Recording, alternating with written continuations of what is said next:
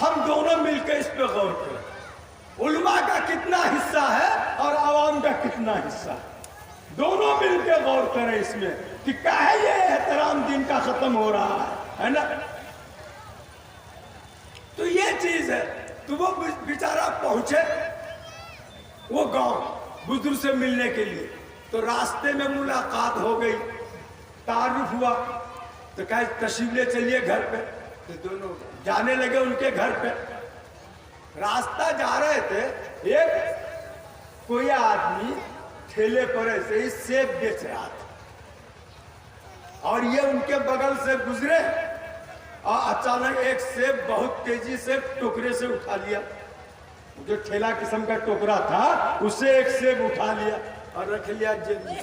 اب یہ جو دوسرے بزرگ دور سے آئے تھے، ان کی شہرت سن کر کے تو ان کی نظر تو پڑی، لیکن اس کو اپنے آنکھ پر یقین نہیں آیا کہ بڑا اتنا بڑا بزرگ اور ایسا کام کرے گا کہ راستہ چلتے کسی کا ٹوکری سے سیب اٹھا لے گا، جھپڑ لے گا، جھپٹا مار تو کہاں نہیں ہوگا۔ اس کو اپنے آنکھ پر یقین نہیں آنے لگا، لیکن دل میں جو ہے گدگدی سی ہونے لگی ان کی کہ دیکھا تو ہے ماجرا کیا ہے۔ آگے کچھ دور چلے تو دیکھا ایک آدمی جو ہے مانگ رہا ہے، بھکاری کوئی۔ تینوں نے فوراً کیا کیا، اپنے جیب سے وہ سیب نکالا اور اس کو دے دیا۔ اب جو سیب نکال کے دیا فقیر کو، تو اب تو یہ یقین ہو گیا ان کو کہ میرے آنکھ نے جو دیکھی ہے نا، اس کو دیکھا تھا وہ ٹھیک ہی دیکھا تھا کہ وہ جو ہے کہ سیب وہاں سے لیا تھا۔ تو اب آگے چل کر کے ہے نا 2-4 قدم جب آگے گئے تو وہ پوچھا کہ حضرت یہ ماجرا کیا ہے، یہ سیب کہاں سے آیا؟ کہا کہ سیب وہاں سے ہم نے اٹھایا تھا، وہ ٹھیلا والے سے ٹوکری سے لیا تھا ان کا، اور یہاں لا کے دے دیا۔ کہا کہ یہ بات تو عجیب سی ہے۔ کہا کہ تم کو نہیں سمجھ میں آیا؟ ارے 1 روپیہ اگر چوری کرتا ہے تو وہ 1 روپیہ چوری کرنے کا گناہ ہوتا ہے۔ اگر وہ روپیہ جو ہے کسی اور کو دے دے، 1 روپیہ میں 10 نیکی ملے گا، 10 روپیہ کا نیکی ملے گا۔ تو ہماری تجارت ہے یہ کہ ہم 1 نیک گناہ کرتے ہیں اور 10 نیکی کماتے ہیں۔ تو 10 میں سے 1 تو چلا گیا اور 9 تو ہم کو بچ گیا۔ تو نہ اس میں ہاتھ میلا نہ پیر میلا، اور نیکی کماتے جاؤ، چراتے جاؤ، بڑھتے جاؤ۔ یہ صورت ہے۔ انہوں نے کہا ہے کہ حضرت گستاخی معاف ہو، میں گھر چلا۔ یہ جو 1 کا کم سے کم 10 ملے گا، ان کے لیے شرط ہے کہ مما رزقناہم،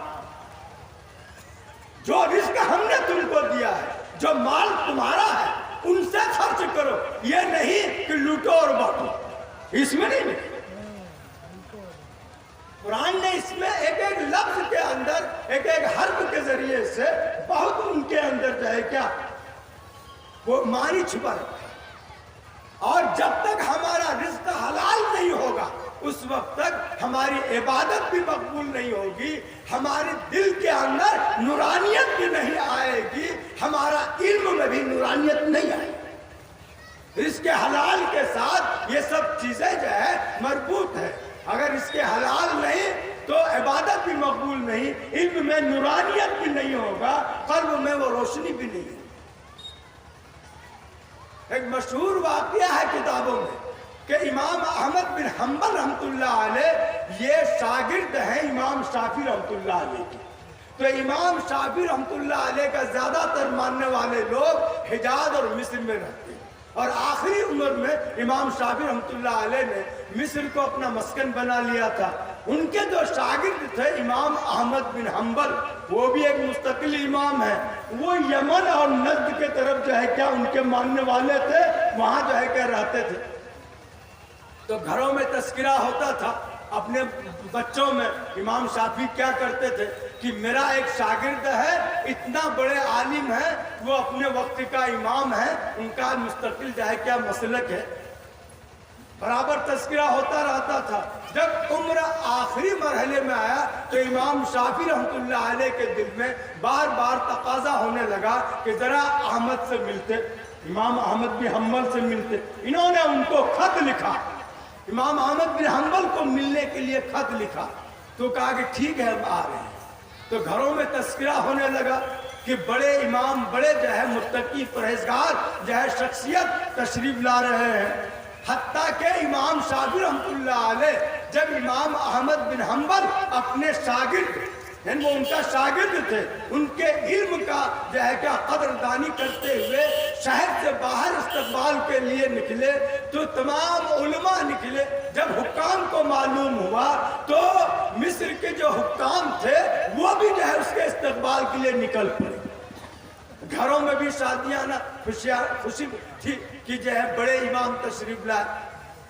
خیر وہ مہمان آئے، دعا سلام ہوئے، کھانے کا وقت ہوا، کھانا کھانے کے لیے بیٹھے. کھانا کھا کر کے مسجد گئے نماز پڑھنے کے لیے.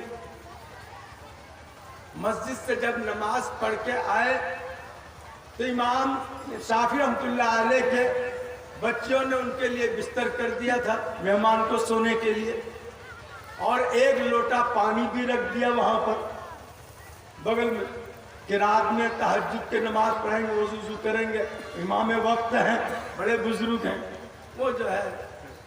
لیکن امام شافعی رحمۃ اللہ علیہ کے جو بچیاں تھی وہ امام شافعی رحمۃ اللہ علیہ سے سوال کرنے لگی کہ ابا آپ تو بول رہے تھے کہ بہت بڑے متقی ہیں، بہت بڑے عالم ہیں، لیکن کھاتے وقت دسترخوان پر جس بے رحمی سے انہوں نے کھایا ہے تو یقین نہیں آتا کہ یہ جو ہے متقی میں سے ہے یا اتنے بڑے عالم ہیں. کیونکہ عالم تو وہ ہوتے ہیں، متقی وہ ہوتے ہیں جو سنت پہ عمل کرتے ہیں. سنت تو یہ ہے کہ پیٹ کا کچھ حصہ خالی رکھ کر کے کھاؤ. یہ تو ایسا لگتا تھا کہ 7 روز سے کچھ کھایا ہی نہیں. اب امام شافعی رحمۃ اللہ علیہ نے کہا کہ بیٹی دیکھ کر کے تو ہم کو بھی دل میں کھٹکا ہو رہا ہے کہ یہ ماجرا کیا ہے، لیکن میں کہوں کیسے؟ مہمان کو یہ کہنا کہ تم اتنا کیوں کھاتے ہو، کہا وہ میرا شاگرد ہی صحیح، یہ تو جو ہے نا تہذیب کے خلاف ہے، بد اخلاقی ہے، بد اخلاقی ہے. ہارون رشید کے دربار میں ایک دیہاتی پہنچا، دسترخوان لگا ہوا تھا، شاہی دسترخوان، بیٹھا وہ بھی ساتھ میں کھانے کے لیے. وہ تو بیچارہ دیہات کا تھا، جیسے اپنے یہاں بھی آپ دیکھیں گے گھروں میں تو آپ کو وہ چیز سمجھ میں آئے گی، بڑا بڑا لقمہ جلد بازی میں. تو وہ دیہاتی بڑا بڑا لقمہ کھا رہا تھا. شاہی دسترخوان کا کھانا مزیدار، دیہات والوں کو کہاں نصیب. تو ہارون رشید نے کہا کہ بھائی چھوٹا چھوٹا لقمہ کھایا کرو. تو دیہاتی کہتا ہے کہ آپ مہمان کے منہ کی طرف دیکھتے ہیں کھاتے ہیں، آپ تو بد تہذیب آدمی ہے، میں آپ کے گھر کا کھانا نہیں کھاتا.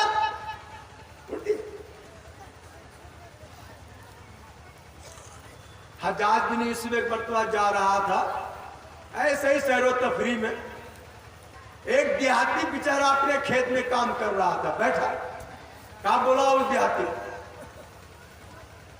دن کا وقت تھا، بڑو کھانا کھاؤ. کہنے لگا کہ میں روزہ سے ہوں.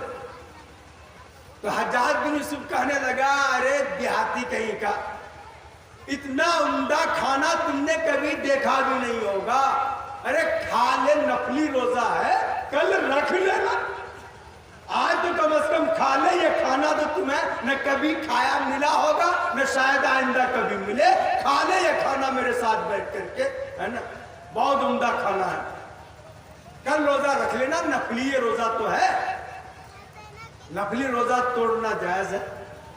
تو دیہاتی کہتا ہے کہ حجاج بن یوسف کو کہ امیر آپ کا کہنا بالکل جو ہے ٹھیک ہے، میں کھا لیتا ہوں، کل رکھ لوں گا، لیکن آپ یہ ضمانت دے دیں کہ کل تک میں زندہ رہوں گا. آپ یہ ضمانت دے دیں کہ کل تک میں زندہ رہوں گا، میں آپ کے ساتھ کھا لیتا ہوں اور پھر جو ہے کہ کل روزہ رکھ لوں گا. حجاج بن یوسف کہا چلو بھائی ہٹو اس کے سامنے سے، یہ تو بہت پہنچا ہوا لگتا ہے، یہ بہت پہنچا